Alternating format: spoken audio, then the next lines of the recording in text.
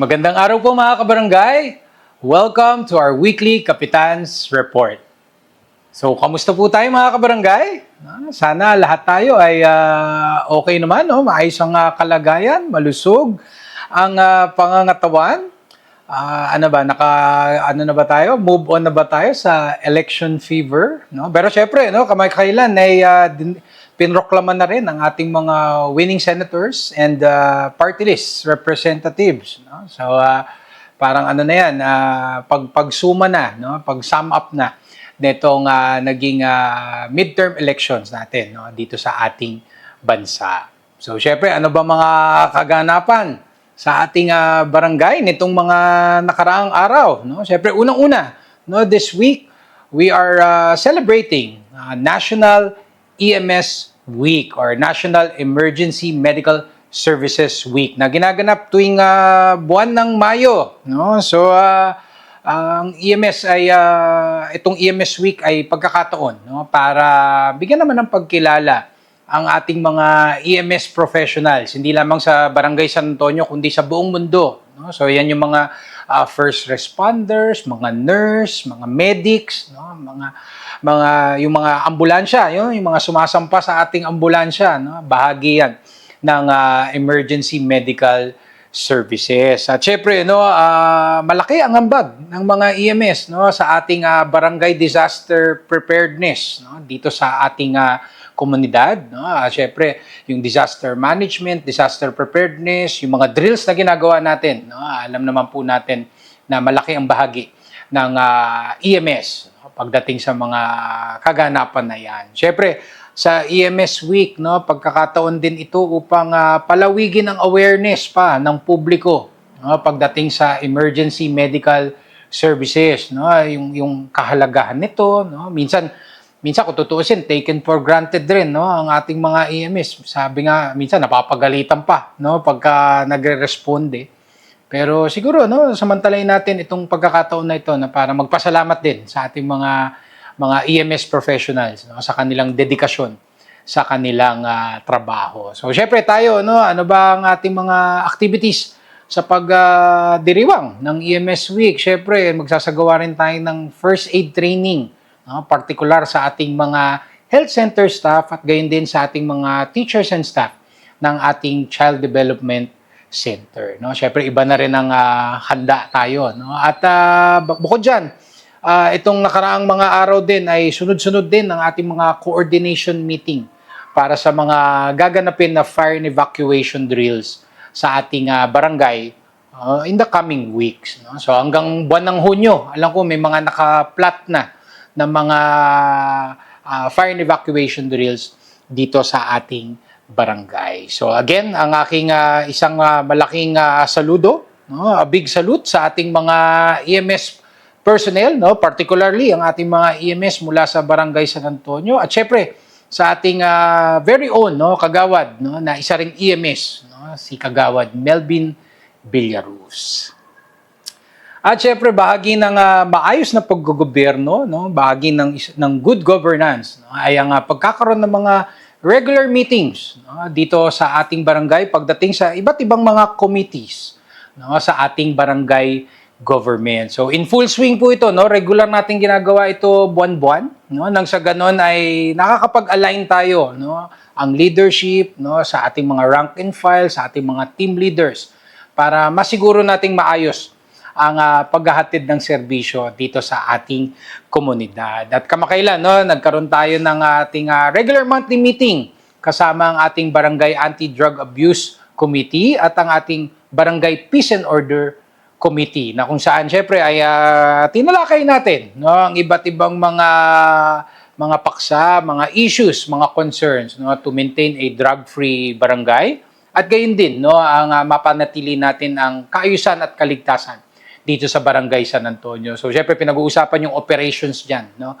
Yung ating daily operations, no? 24/7, ang ating pagbabantay ng peace and order dito sa ating komunidad. So, syempre, maraming salamat din kay Kagawad Cynthia Milo na siyang co-chair natin sa BADAC para ma-ensure ang maayos na pakikipag-ugnayan sa ating peace and order Committee. Siyempre, nag-turnover rin tayo ng ilang radyo, no, or communication equipment para mas maging efficient, no, ang ating deployment ng ating mga barangay security force sa ating komunidad. No, kamakailan pinasyalan din tayo ng ating Chief of Police na si Police Colonel Hendrix Mangaldan. No, siyempre kasama rin ng ating commander na si Major Rafuson at bahagi ito ng pag-ikot ng ating Chief of Police sa 30 barangays ng lungsod ng Pasig upang makilala, makasama at makipag-ugnayan sa ating mga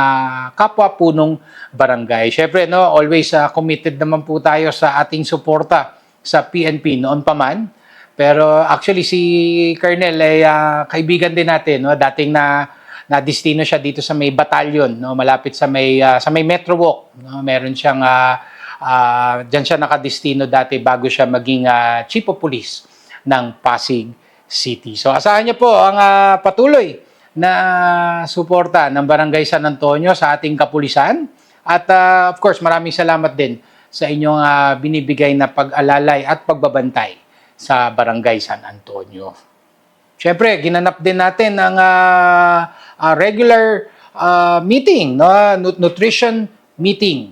Second quarter po ito ng ating Barangay Nutrition Committee na kung saan ay tinalakay natin ang iba't ibang mga activities natin, mga plans and programs pagdating sa nutrition. No? Na napag-usapan din, syempre yung ating MELP evaluation, no? Kung saan tayo nagkulang, ano pa ang mga kailangan natin mga improvement, no? At yung mga future plans and programs, no, na discuss din natin, no, kasama ang mga kagawad, no, andun din ang mga barangay kagawad natin na yung nutrition kasi actually hindi lang naman sa health yan eh. Pero kasama na rin dyan ang culture and arts, no, nakakabit din siya sa livelihood.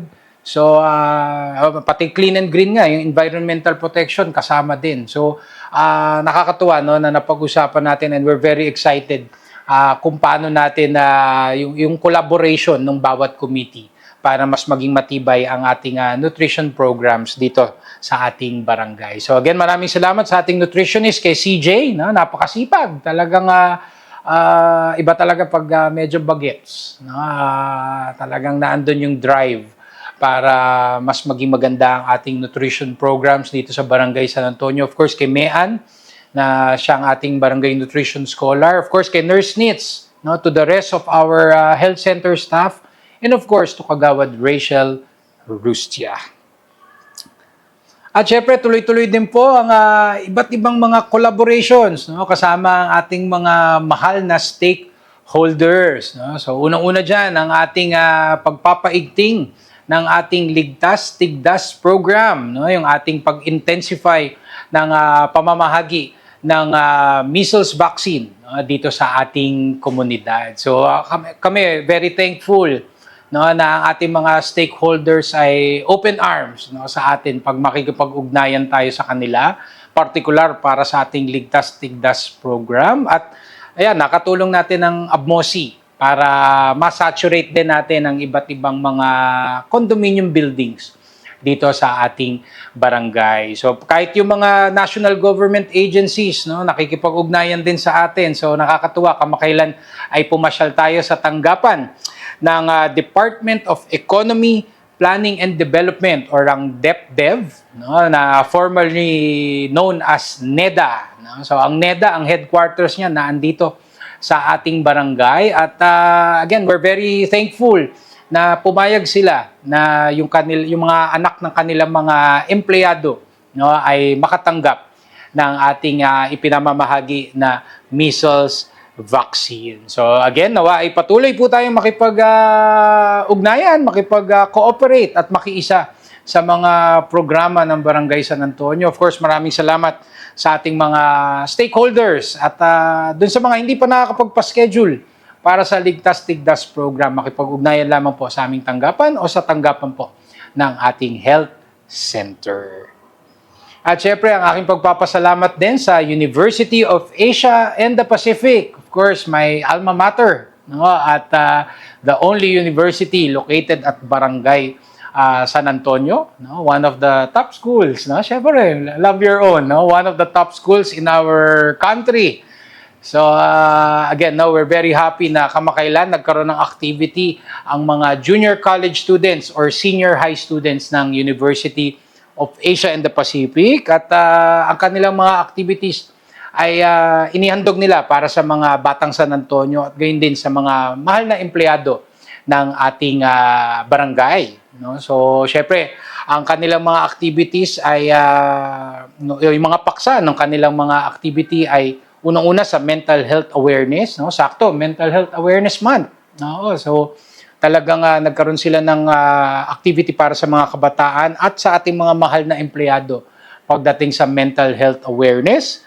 At gayon din, no? Para sa mga bata din, partikular ang digital citizenship. Ika nga yung pagiging responsable, no? Pagdating sa digitization. So, again, naging masaya, no? Naging makabuluhan ang kanilang mga ginawang activity. Syempre, pinasyalan din natin, no? Sinilip din natin ang kanilang mga inihanda na activity para sa ating mga kabarangay. So again, ako ay nagpapasalamat sa aking mga fellow Dragons, no? Maraming salamat sa inyong time na shinare para sa ating mga kabarangay. Of course, sa pamunuan ng UANP, no? Maraming salamat. At of course, sa ating barangay personnel, mga barangay staff natin, of course, kay Kagawad Pauline Blando, na siyang naging point person upang maisagawa ang mga activities ng junior college students ng UANP. And mga upcoming activities po natin, mga kabarangay, no? So please do take note of these activities para magkaroon tayo ng chance na makiisa, no? Makilahok sa ating mga kaganapan dito sa Barangay San Antonio. So unang-una syempre ang ating Barangay Assembly Day, no? Ito po ay gaganapin this Monday, May 26, 8 a.m. dito po sa ating barangay covered court. So ito na po yung ating semi-annual report ng ating accomplishments, no, sa Barangay San Antonio, no. It's a 6-month report, no, ng ating mga nagawa para sa ating komunidad at syempre yung mga plano pa natin, no, sa mga darating na buwan, no. Actually itong Barangay Assembly nakatakda ito sana nung buwan ng Marso, no, pero alam naman po natin panahon ng eleksyon, no, kampanya. So binigyan naman tayo ng blessing, no, ng DILG na sige, pwede nyo i-defer, no, i-postpone nyo, or sabi nga nung iba ay pwede nyo ituloy pero wag na lang sana makulayan ng politika. So sabi ko, nako, parang mahirap yata, 'di ba? Siyempre, so i-defer na lang natin and antayin na lang natin after elections. Binigyan naman tayo ng basbas na after elections isagawa ang ating barangay assembly. So again, inaanyayahan ko po ang lahat, no? Barangay Assembly Day, May 26, Monday, 8 a.m. Dito sa ating barangay covered court at we'll try our best, no, na hindi masyadong mahaba, no. Mga nakaraan umabot tayo 3 oras pero ngayon, no, we are also in that direction, no, na mas gawing streamlined, mas maging although comprehensive ang report, pero best efforts para mas paikliin namin, no, para hindi masyadong makatulog, no, yung iba, no, makapakinig tayo ng maayos. So magkita-kita po tayo doon, no? Sa mga hindi makakapunta, syempre sa ating Facebook, meron naman tayong live coverage ng ating isasagawang barangay assembly. At syempre ang ating mga monthly sustainable programs, no? Patapos na nga Mayo, no? Akalain niyo nga naman, no? Home stretch na ng buwan ng Mayo. At syempre, no, last Saturday of the month na naandyan yung ating mga activities. Pero syempre, ang ating BSA Pray and Play program, ang ating monthly youth camp, no, ginagawa naman po natin every last Thursday of the month. No, 1 p.m. po ito, this coming May 29. Dito po yan sa may session hall po natin gagawin. At syempre, ang ating collaborator dyan, ang ating mga kaibigan mula sa Bagong Ilog Christian Fellowship. So inaanyayahan po namin ang lahat ng mga batang San Antonio, no, na mag-join sa ating Pray and Play program. Sa mga magulang, sa mga parents, no, na nakakapanood nito, sana, no, encourage natin ang ating mga anak na sumali, no. Definitely there will be very good values formation and mga fun and games, no, para sa ating mga anak. At syempre sa ating yung last Saturday of the month naman, May 31st. Diyan naman po gaganapin ang ating unang-una, ang ating Basura to Ayuda program. From 8 a.m. to 11 a.m. Of course, our drop-off points ng mga recyclable waste ay sa ating BSA Urban Garden dito sa may General Kapinpin, Corner General Lim. At syempre doon sa Garnet Road, right across Mega Plaza Condominium. So sa ating mga suki, dali ipunin na natin ang ating mga recyclable waste, hugasan na rin natin, baka yung mga bote nilalanggam na. So hugasan na natin at i-turn over na natin sa darating na May 31st. And of course, last but not the least, ang ating BSA Sining Galing program, our free monthly art workshop dito po sa Barangay San Antonio this May 31st din, last Saturday of the month from 9 a.m. to 11 a.m. Dito po yan sa may F. Ortigas Jr. Road or Emerald Avenue. So alam ko, ang theme natin sa Sining Galing ay Mother's Day. Alam naman po natin itong buwan ng Mayo ay ipinagdiwang din natin ang Mother's Day. So again, we are inviting everyone. This is open to all. Wala pong bayad. Just show up. Pakita lamang po kayo. At we will be very happy to accommodate you and to have you sa ating mga monthly sustainable programs sa Barangay San Antonio. And of course, mga kabarangay, ang aking patuloy na pag-anyaya po sa inyong lahat to please like and follow our official Facebook pages. Please subscribe to our YouTube channel. Please join our Viber community group.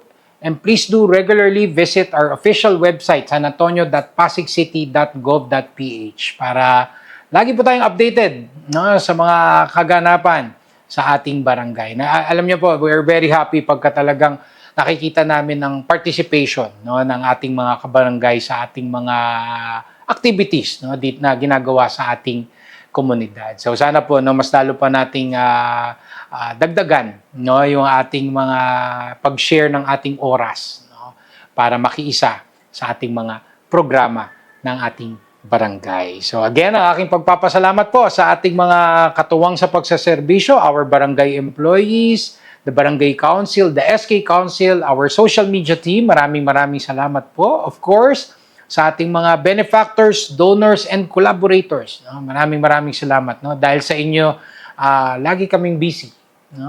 Lagi may kaganapan dito sa barangay. And lagi ko nga sinasabi, busy is good. Mas gusto ko na to kaysa wala tayong masyadong happening sa Barangay San Antonio. And of course, sa ating mga mahal na constituents, mga kabarangay natin, sa ating mga netizens, thank you very much sa inyong trust and confidence sa ating barangay, and sana we do hope for more participation po mula po sa inyo. So again, ang aking pagpapasalamat po sa inyong lahat, sa inyong pakikinig, and rest assured that BSA will continue to do its best upang ihatid po ang tunay na service with a smile para po sa ating komunidad. So sa ating mga kabarangay, patuloy lamang po tayong magdasal. Again, sabi ko nga kanina, we have new sets of leaders para sa ating bansa. And ipagdasal natin na ang mga new sets of leaders natin ay dadalhin tayo sa tamang direksyon. So again, mag-ingat po tayo lagi. Stay safe always. And may God bless us all. Thank you.